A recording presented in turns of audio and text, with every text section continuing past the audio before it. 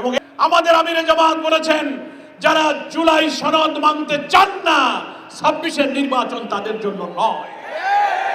জুলাই সনদ মানতে হবে, জুলাই সনদের আইনি ভিত্তিতে গণভোট দিতে হবে। কোন এক অদৃশ্য ষড়যন্ত্রের কারণে একটি বড় দল সরকারের অভ্যন্তরে 2 থেকে 3 জন উপদেষ্টাকে প্রভাবিত করে গোপন বৈঠক করে জাতির ঐক্যমতের আকাঙ্ক্ষাকে ধুলায় মিশাতে চেষ্টা করছে। জনগণের আকাঙ্ক্ষা, উইল অফ দি পাওয়ার, জনগণের মতামতের ভিত্তি হবে সরকারের ভিত্তি।